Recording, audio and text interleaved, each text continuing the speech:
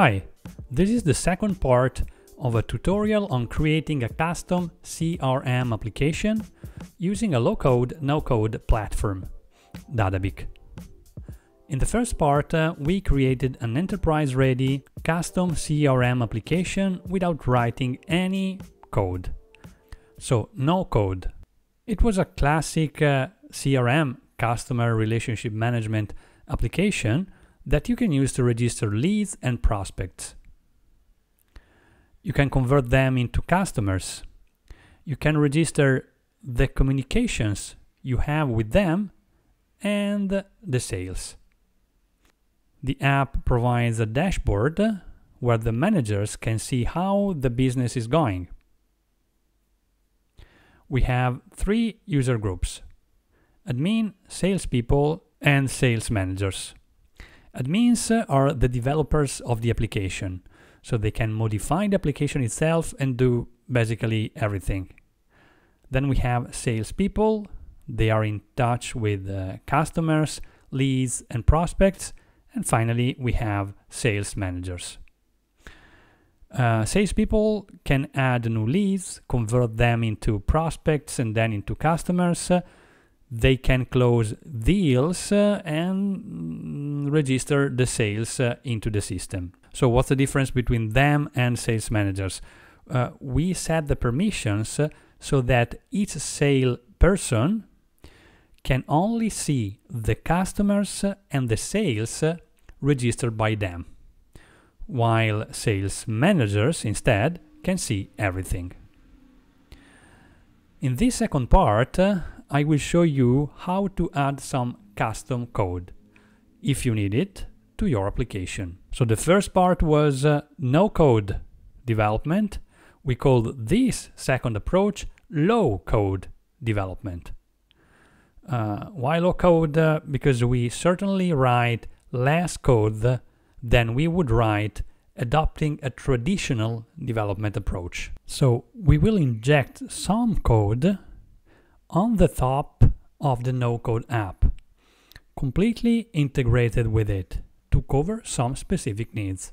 Before continuing, let me remind you, if you are interested in the no-code, low-code world, remember to click on subscribe and then hit the notification bell if you want to be notified about new videos and lives. So, when do you need to write code? And question, if we have a no-code platform, why should we code in the first place? Let me make an example talking about data validation. Data validation is very important, right? You want to get data as accurate as possible. DaDaBIK provides some built-in validation, for example, according to the content type you select.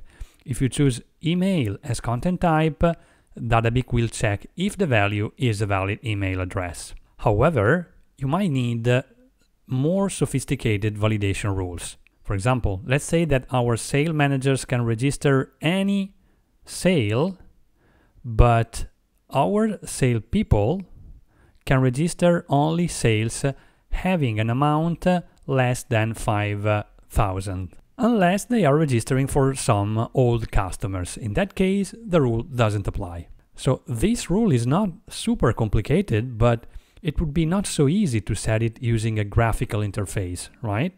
It's probably easier to write some code, and in a few lines we can formalize this rule. Let's do it.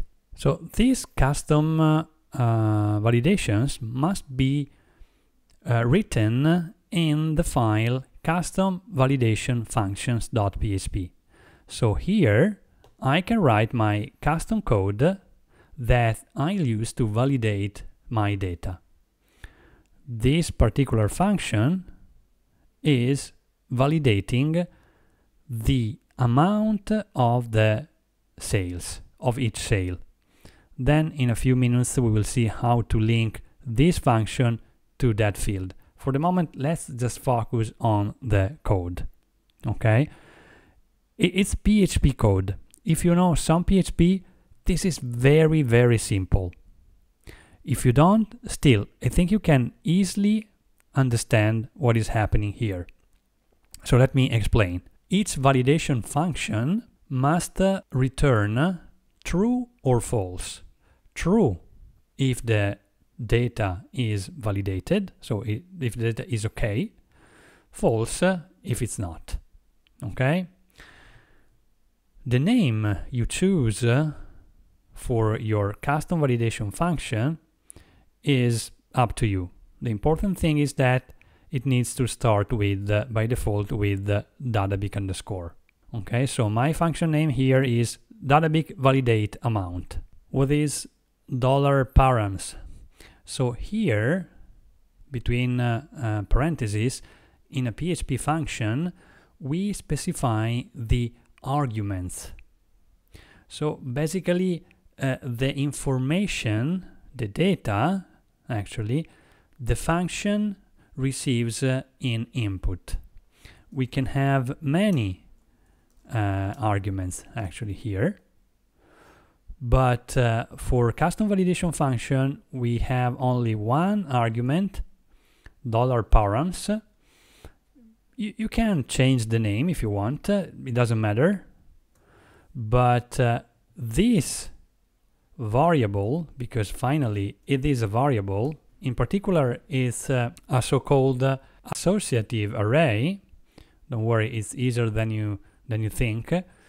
That contains the values of the fields contained in the form you have submitted. So when you register a new sale, let's go back to sales here. When we register a new sale, we have three parameters, three fields: customer, amount, and description. Okay, this means that $params amount will contain the value the user wrote here. $params description, the value the user wrote here. $params ID customer, because the field name was ID customer, if you remember, the ID of the customer the user selected here. Okay, so this is very useful because we have direct access to the values of the other fields, because sometimes the validation rule related to a field depends also on the value of the other fields. So let's go through the code. What is this global current ID group? So for your custom code, DaDaBIK provides some global variables that you can use in your code. One of these variables is current ID group. This is the ID of the group the currently logged user belongs to. Okay, when you use global, well, writing global dollar current ID group allows me to use in this function $current ID group as a variable. Okay, remember that you should never change the value of these global variables. You should only read the value. Okay, so why we need the current ID group? Because the rule, if you remember, the rule we wanted to implement was if the user is an admin or a sales manager, there is no limitation on the amount they can register for a sale. Otherwise, we have some limitation. So here we say if current ID group is different than 1 and different than 4, remember 1 and 4 were the ID group of admin and sales managers. So if it's not an admin and a sales manager or a sales manager, then we have to check something else. Otherwise, we can go on and we will return true. That means, okay, it's validated regardless of the amount. In all the other case that in our case is just, sales people, then we have to perform an additional check. If the amount is greater than 5,000 and the ID customer is greater than 1, What is this second part? Remember, we said that this is, an additional. We wanted to add some more complexity, saying you cannot, if you are a sale person, set an amount greater than 5,000. However, if you are registering for an old customer, in that case you can.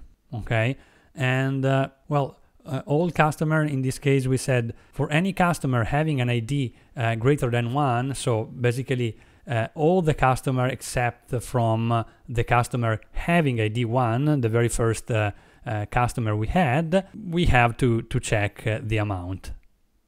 Okay, so if the amount is greater than 5,000 and the ID customer is greater than 1, then return false. So in this case, the user is a salesperson, the amount is greater than 5,000, and we are not registering for the customer, a sale for the customer having ID 1, that was the only exception in our custom rule, then we have to display an error message. Okay? Otherwise, if this is not true, the function will return true, because the code the execution of the code will continue until here, return true. The second and last thing we have to do for this validation function is to set the error message. So I've opened the file englishcustom.php. This file contains the custom sentences, so error messages or any message you want to use in your application. It could be a new message, or you can override the DaDaBIK default messages if you want. English custom, of course, if in your application you want to provide several languages, you have to specify the message for each different translation. We will do it just for English, and we have to add to this associative array normal messages are a new key, DaDaBIK validate amount not valid. So the key is the name of the function, DaDaBIK validate amount, plus this part is fixed, not valid. And here the message. For this customer, you cannot register an amount greater than 5,000. Okay, let's save and let's try it. So first we have to go to the form configurator, so sales amount, and now we link that function to this field, the amount field in the sales table. Custom validation function. Okay, there is only one because that's the only function we defined in our custom validation functions file. So we select this and save. Okay, let me log out and log in as Jimmy. Jimmy was a sales manager, so basically no limitation. Okay, amount 7,000, description test. Okay, it works. However, if I log in as Alice, Alice belongs to the sales people group. Customer, well, we only have one customer here. Why? Because if you remember, salespeople can only see customers they registered. So amount 7,000, again, description, test. For this customer, you cannot register an amount greater than 5,000. Okay? 4,000, it works. Can we improve this implementation? Yes, for sure. For example, instead of checking the ID of the customer, this was just a very naive a rule just to show you how things work. We could have a field in the customers table saying if for that customer the rules apply or not. And here we could add some code to read that field. So this is basically a standard PHP function. You can basically do what you want. You can read from your database, even from tables different from the sales table we are working. You can read from a different database. You can call remote APIs, anything. The important thing is that you return true in case the value is validated, or false in case it's not. Next topic is calculated fields. For some fields, you may want to calculate the value according to a function, a formula. For example, here, the table sales, maybe we already have an amount field. Maybe we want to add an additional field, amount plus taxes, and we want to automatically calculate the value of that field. How can we do it? So first, let me log out and log in back as root so I can add the field basically. So first we want to add the field. We have amount and we can call it amount plus taxes. Okay, decimal number. Nullable, yes or no? It should be no, but since we already have some sales in the table, and for those sales the amount plus taxes will be null, at least for the moment we choose yes. Then we will, maybe you can, when after having computed all the values for all the records, then you can switch back to no. So save changes, and we have to set permissions. So sales, we'll do it just for the admin group because I just want to show you how it works. And let's say we use exactly the same permission for amount plus taxes. You have no, no, no, no, no.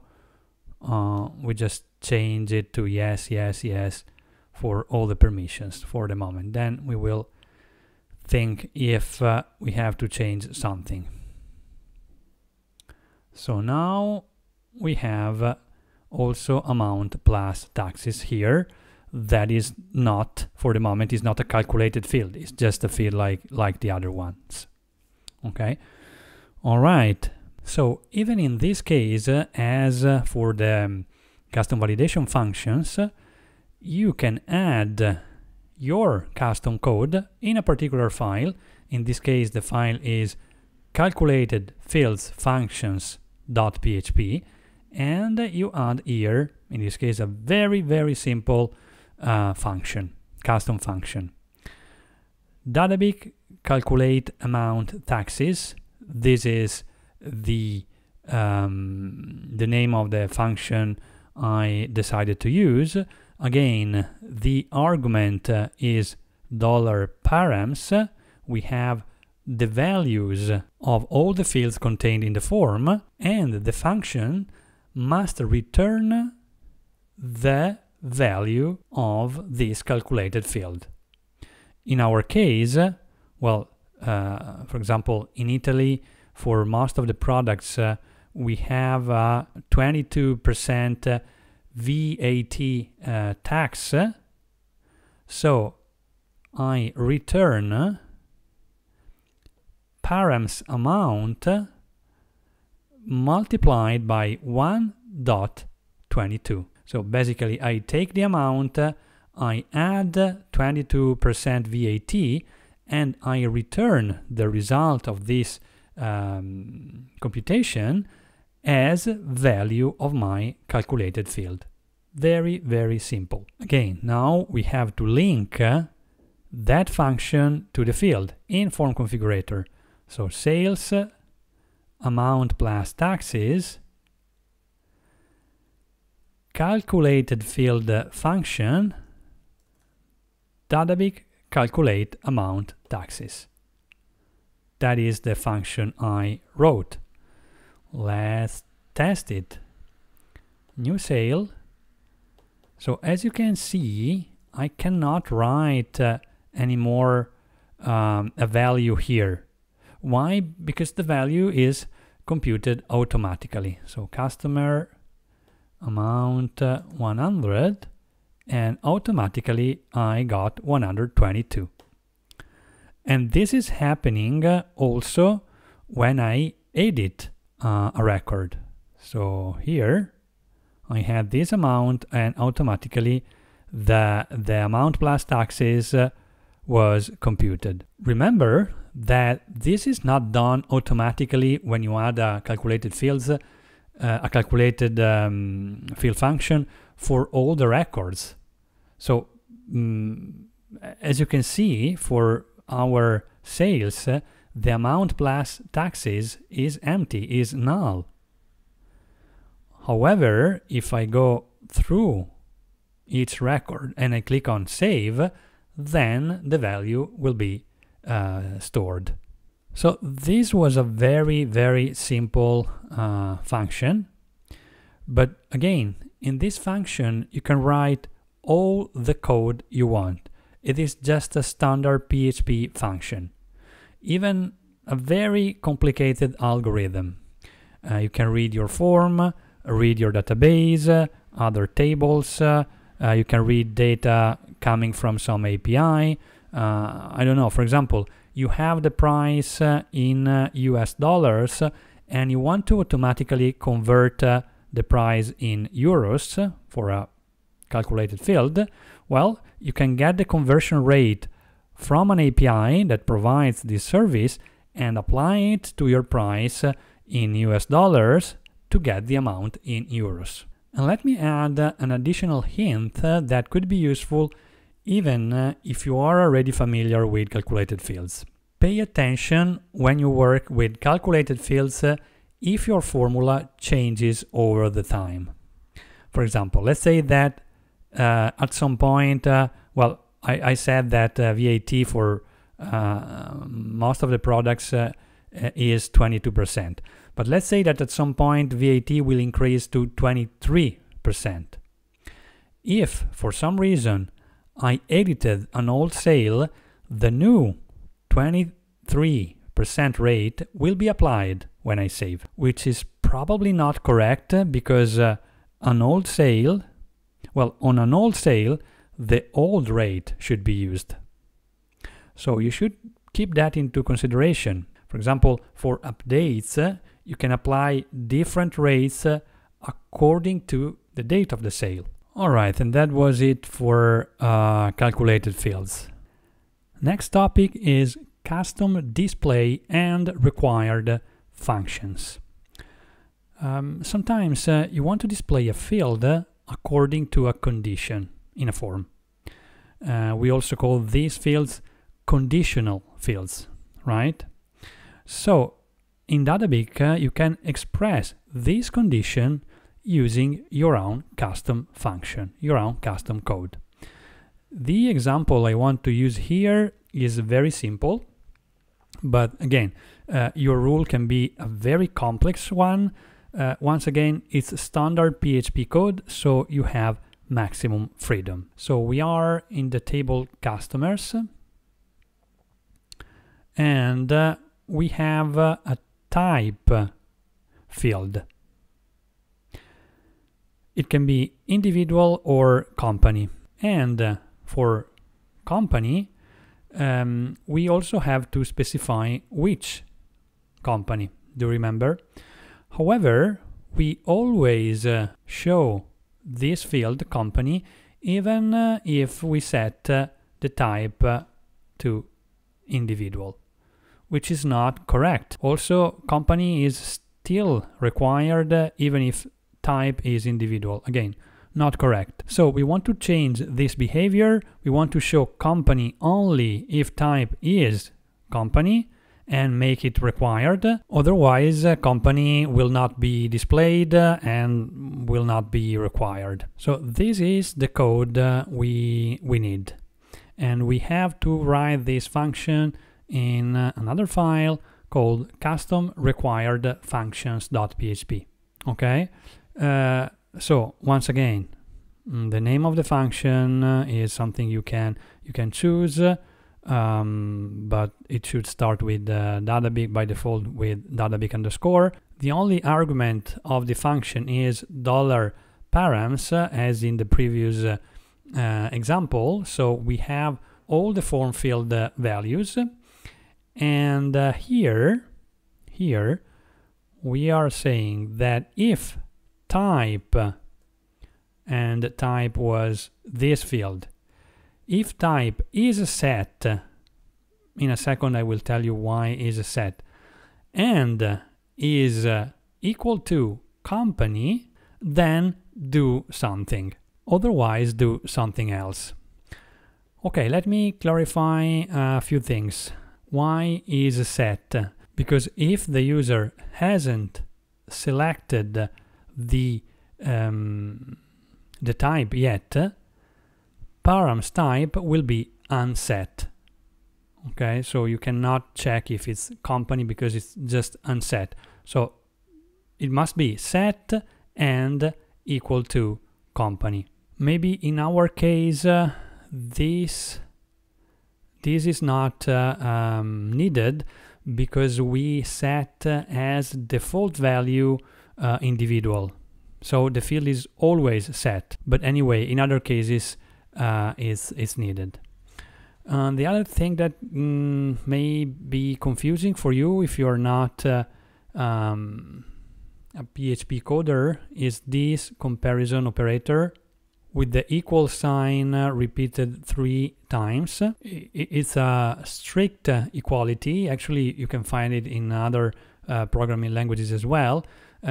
It means that not only the two values must be equal, but also the type must be equal. So I don't want to go into much technical details here, but for example, 1 equal strict equal 1 is true, but 1 strict equal 1 is not, because this is a string and this is a number. 1 equal string 1 will be true instead. Okay, in this case we are not using a strict equality. Anyway, it's always better to use strict equality if you can. And what about the output of the function? What is the function returning? We are returning another associative array, $A, but you can call it you can choose your own name. By the way, associative array, maybe if you come from other programming languages, for you this is a dictionary. But anyway, it's an array having 2 keys, required and show. And for each of them, you have either true or false.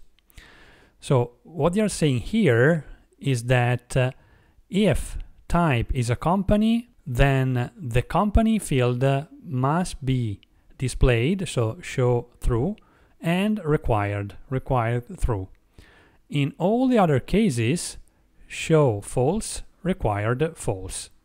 And we return $A, which is the array we set here. Okay, that's it. Very, very simple. So, but now, as usual, we have to link this code to the field. Which field? The field company or ID company. I don't remember what was the name, but we will see in a moment. So edit form configurator and customer ID company. Custom display required function, data, here we go. Save, exit, let's see.